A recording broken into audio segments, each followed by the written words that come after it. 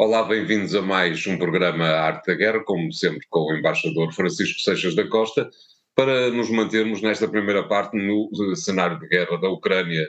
Embaixador, como é que viu mais uma semana de guerra onde aparentemente o empate continua a marcar as relações nas fronteiras entre os dois países?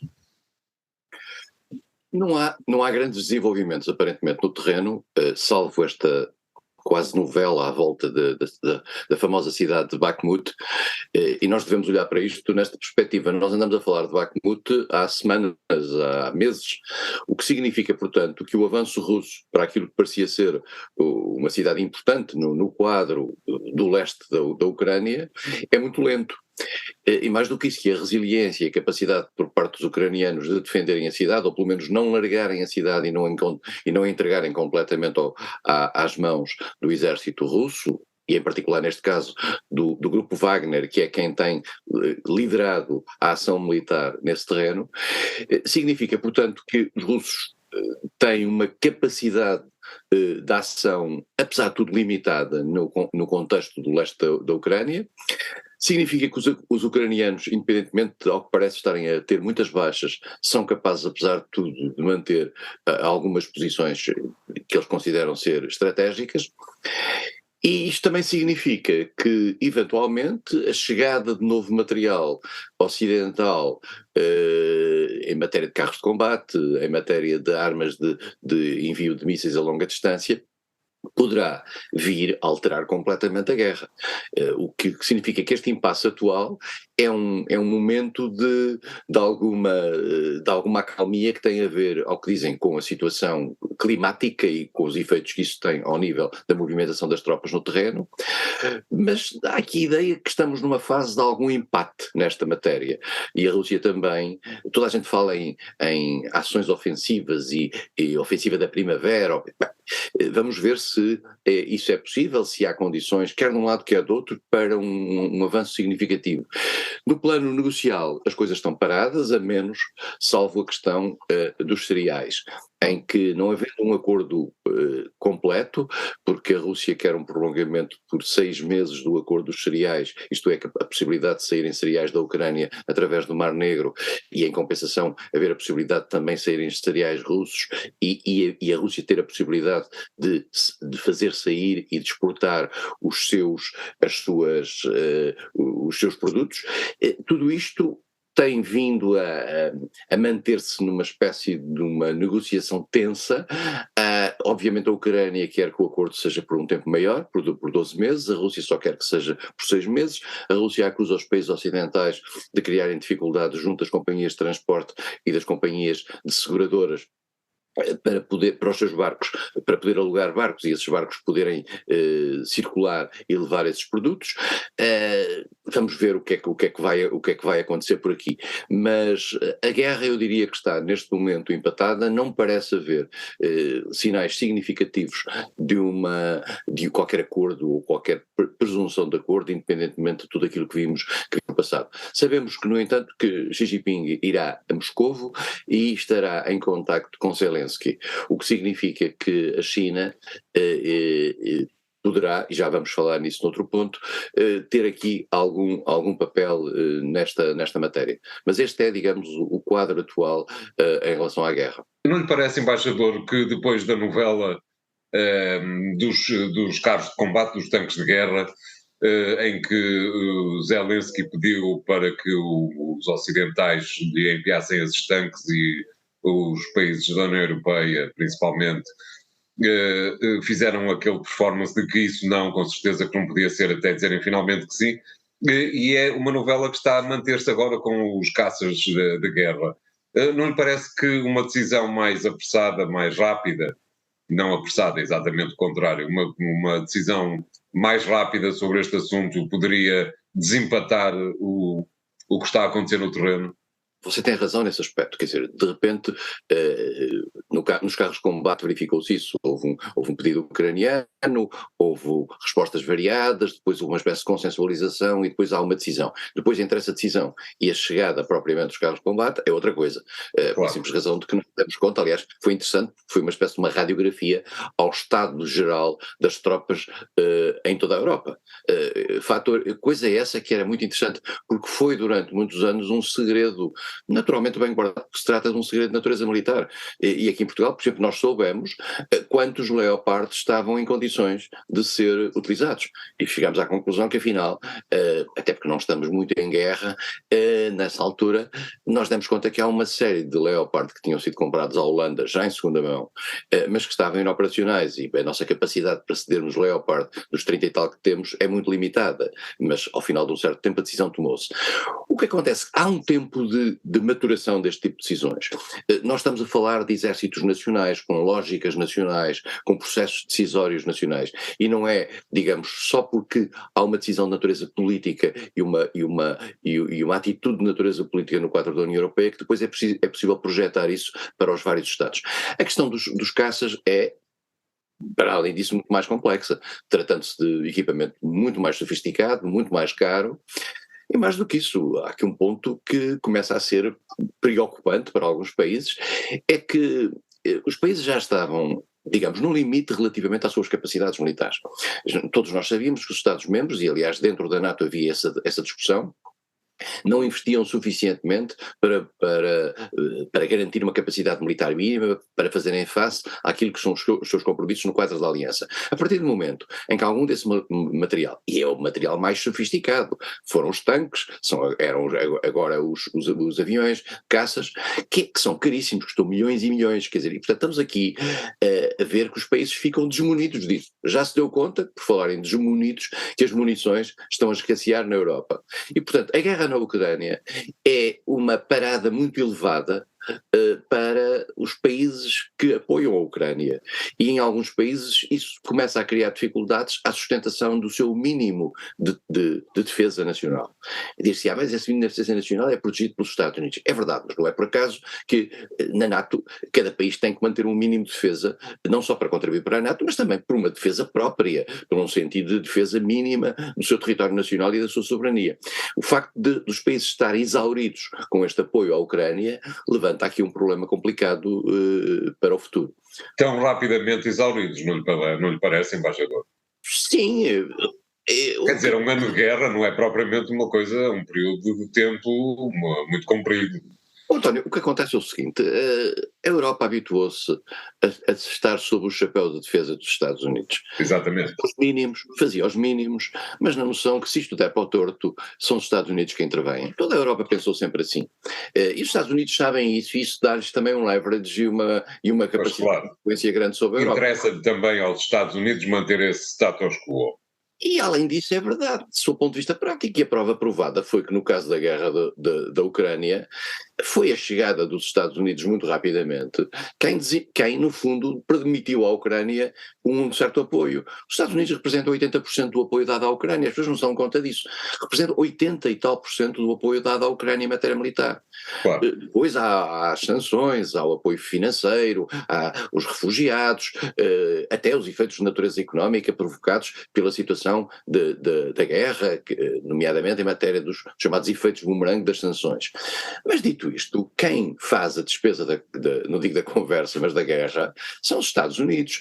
E os Estados europeus provou-se, o primeiro caso é o caso mais espantoso, é o caso da Alemanha, que tinha umas forças armadas num estado catastrófico, e portanto tem dificuldade em ceder esses meios. O que nós já vimos que os países bálticos e a Polónia, etc., são aqueles que estão mais disponíveis, naturalmente, para dar esses mesmos meios, mas isso significa que são também aqueles que têm uma maior sensibilidade relativamente àquilo que é o risco da sua proximidade com a fronteira russa.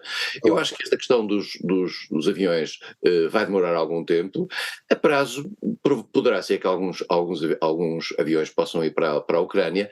Isto dependerá também, convém dizê-lo, da capacidade que a Ucrânia tenha de se defender em termos de armas contra ataques aéreos, e isso só poderá ser dado pelos Estados Unidos. Claro, só para uma questão muito rápida, embaixador, estamos no final do tempo. Há também, relativamente aos aviões, uma questão que importa, suponho eu, considerar, que é, a Rússia já disse que aviões que estejam, por exemplo, e foi a Rússia que usou este exemplo, aviões que estejam, por exemplo, estacionados na Polónia, entrem no espaço aéreo ucraniano para defender a Ucrânia e regressem à Polónia, quer dizer, na ótica russa, que a Polónia está em guerra com Moscou. Sim, é difícil contestar isso, quer dizer, é difícil contestar que um avião que está sediado na Polónia e que viaja para cima dos céus da Ucrânia e regressa à Polónia, não é um avião, digamos, polaco no sentido da defesa. E, portanto, a Rússia terá a legitimidade de olhar para isso dessa forma. É uma legitimidade que convém sempre compará-la com a discussão sobre a legitimidade russa de estar a atuar militarmente na Ucrânia. Muito bem, vamos ficar por aqui nesta primeira parte do jornal, perdão, do programa. Voltamos já de seguida com o segundo tema. Até lá.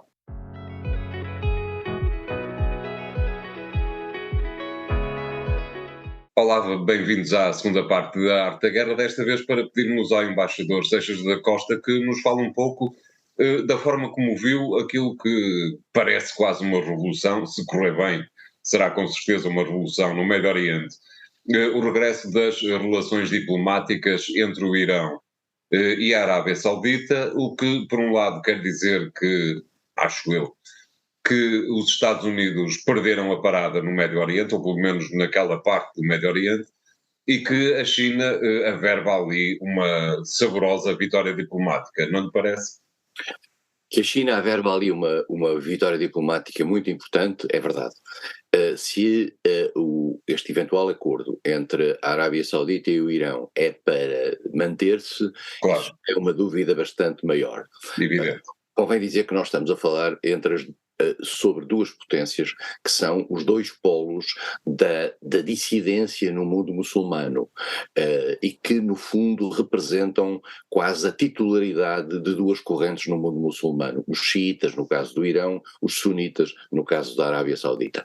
Portanto, estamos aqui a pôr dois inimigos à mesa de negociações. Agora, que aquilo que a China fez, e que agora, olhando para trás, se pode ver que foi preparado com algum tempo e teve a ver com a ida de Xi Jinping à Arábia Saudita, teve a ver com a grande relação que nós sabíamos existir entre a China e o Irão, é um fator importante e muda de certa maneira o perfil do papel da China naquela área.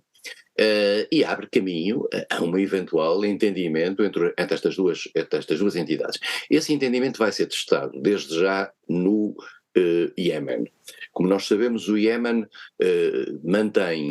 governo do Iémen mantém uma luta contra os rebeldes Houthis, que são apoiados pelo Irão. E o governo do Iémen é apoiado pela Arábia Saudita. Tem morrido muita gente no Iémen. As pessoas não se dão conta, mas morre muito mais gente no Iémen do que morre na Ucrânia, convém dizê-lo. Vive uma situação humanitária dramática, muito mais dramática do que aquela que se vive na Ucrânia, mas o mundo não olha para o Iémen, porque o Iémen não é sexy, sobre o ponto de vista, não é uma guerra visível. Exato, ninguém sabe muito bem onde é que aquilo fica. Ninguém sabe muito bem o que é aquilo e não diz respeito às nossas gentes. Eu vou dizer isto com esta frontalidade. É assim, as guerras têm mais visibilidade ou menos visibilidade e maior importância para o sentimento das pessoas quanto mais próximas estão. A Ucrânia parece uma guerra nossa, o Iémen não é uma guerra nossa.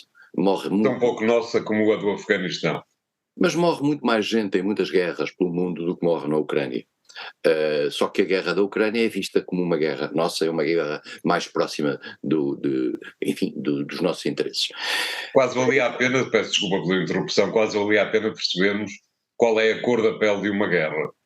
António, na última conferência de Lisboa, que o Clube de Lisboa organizou na Gulbenkian durante 2 dias, aqui há uns meses, nós fizemos exatamente essa avaliação sobre a hierarquia das guerras. e o porquê da hierarquia das guerras na mentalidade das pessoas. E que tem a ver também com um fator que nós estamos a utilizar aqui, que é a cobertura mediática. Se Mas o claro, Iémen tivesse uma cobertura mediática igual àquela que a Ucrânia tem, se um líder do Iémen qualquer pudesse aparecer todos os dias nas televisões a mostrar os mortos que tem pelo país, talvez as coisas fossem diferentes. Mas as televisões também só nos mostram as guerras que as televisões importam, porque as televisões também só funcionam, também convém dizê-lo, em função daquilo que é o interesse dos seus espectadores, e os seus espectadores não estão normalmente interessados nas guerras mais obscuras do mundo. claro. O que se passa em África, o que se passa no Iémen, por exemplo, ou o que se passou no Afeganistão. E, portanto, este é o problema. Mas voltando à questão da China, a China está claramente com uma assertividade no plano internacional muito forte. E nós agora percebemos que aquele documento que foi lido aqui há dias como uma espécie de proposta de paz da China para a Ucrânia, não é só isso. É essencialmente, e vale a pena relê-lo, é um documento que defende um conjunto de princípios e de valores que a China entende colocar na ordem internacional como uma espécie, eu diria, quase de ordem alternativa. É que há um fator aqui, há um fator que não tem sido falado muito, mas que é o fator-chave desta intervenção da China. É que a China tem uma leitura das questões internacionais de neutralização dos problemas, por exemplo, de direitos humanos ou direitos democráticos. E, portanto, a China considera que é uma ingerência nos assuntos internos dos países entrar-se por esse terreno, o terreno dos direitos humanos, dos direitos democráticos, etc. E, como tal, a China coloca-se no plano internacional como um novo medianeiro, digamos, mas pondo de parte aquilo que normalmente os medianeiros ocidentais levam para cima da mesa. E isto é uma nova realidade. E, portanto, é a diferença entre as democracias e as autocracias, com as autocracias a terem um salto qualitativo em frente, neste momento, ao nível da sua expressão internacional. E a China, convém dizê-lo, que a China, para a China, o Médio Oriente, e em particular a Arábia Saudita, os países do Golfo e o Irão, representam, digamos, uma parcela essencial daquilo que é o seu consumo, eu acho que é cerca de 80%, de gás e petróleo. O que significa, e nós sabemos que a China tem uma economia muito dependente de combustíveis fósseis, pelo seu atraso tecnológico nesta matéria, e tem a necessidade absoluta de manter estes países, todos eles, mesmo aqueles que estão em conflito, a bordo. Porquê? Porque lhes é importante para eles garantirem isso para a sua própria sustentação. E por isso mesmo nós estamos aqui a ver a China também a jogar o seu próprio interesse nacional nesta tentativa de acordo. Veremos o que é que ela nos dá. É um tempo novo para a situação internacional. Nota-se, e o António referiu isso, que os Estados Unidos como que estão a perder um pouco o pé. Vamos ver agora qual é a posição, por exemplo, de um país como Israel. Pois claro, evidente. Que é um elemento... Fica ali quase isolado no meio de gente que estava quase a ser amiga dele, nomeadamente porque os acordos de Abraão parecia que estavam a correr bem, toda a gente achava que o próximo país árabe muçulmano a assinar os acordos seria exatamente a Arábia Saudita, e de repente a Arábia Saudita, que estava quase a assinar um acordo de Abraão com Israel, afinal de contas assina um acordo com o Irão. Israel fica bastante isolado. Fica, em particular, se a Arábia Saudita não levar a prazo, a prática, esse mesmo acordo. Pode acontecer que a Arábia Saudita queira também manter, digamos, a janela da relação com Israel aberta. Claro. E Israel sempre jogou nessa conflitualidade Arábia Saudita e Irão, mas poderá ser que consiga viver com um apaziguamento nessa área. E convém dizer o seguinte, é que este acordo, eu falei na história do Irão, mas o acordo não tem só consequências no Irão. Síria, por exemplo, também. No Iémen, peço desculpa, não tem consequências só no Iémen, tem consequências no Iraque, porque há uma conflitualidade xiitas-sunitas no Iraque, tem na Síria, tem no Líbano, e tem também, digamos, no Hezbollah, que é do interesse comum de Israel e do Irão. Vamos ver em que medida... Há uma coisa que é clara, que Israel não está a fazer nenhuma paz com o Irão, e por outro lado Israel continua a bancar a possibilidade de se manter este afastamento dos Estados Unidos no tocante ao acordo nuclear que vem de 2015 e que existia entre as 6 potências ocidentais e o Irão, e esse acordo está parado, digamos, embora tenha havido nas últimas 2 semanas um diálogo entre a Agência Internacional de Energia Atómica e o Irão que parece promissor, mas nós já assistimos a isto no passado em vários ciclos e depois as coisas voltam para trás. Mas há aqui de facto uma mudança tectónica com este papel da China. A China, António, é um país que não tem uma tradição, mesmo sendo membro permanente do Conselho de Segurança, não tinha uma tradição de presença internacional muito forte e de atividade muito forte fora das suas zonas, da sua esfera direta de vizinhança. A China começa a mostrar-se com uma nova vontade internacional e começa a mostrar-se como um polo agregador de um conjunto de países que não se revêem na ordem ocidental, e a guerra com a Rússia acabou por criar esta divisão, pode ser um poder novo no quadro mundial. E os Estados Unidos estão muito preocupados com isso e estão crescentemente interessados em manter, por exemplo, a Europa a bordo da sua própria leitura negativa relativamente à expansão da China e ao papel crescente da China na ordem internacional. O que quer dizer que, por uma questão de pura inteligência, que talvez a União Europeia devesse voltar ao tema e pensar maduramente na questão, não acha? A União Europeia não vai voltar ao tema, pelo contrário, António, vai cada vez mais ficar sob a tutela dos Estados Unidos no tocante à gestão da relação com a China. É essa a minha impressão e essa a minha opinião em função dos últimos sinais, nomeadamente dados agora, por exemplo, em relação ao TikTok e à proibição de utilização do TikTok por vários países europeus e à crescente mobilização para isso, o que significa que os países europeus estão crescentemente a partilhar aquilo que é a preocupação em matéria securitária que os Estados Unidos têm relativamente às tecnologias chinesas. Claro. Muito bem, vamos fazer aqui o segundo intervalo do programa de hoje. Voltamos já de seguida com o terceiro tema. Até lá.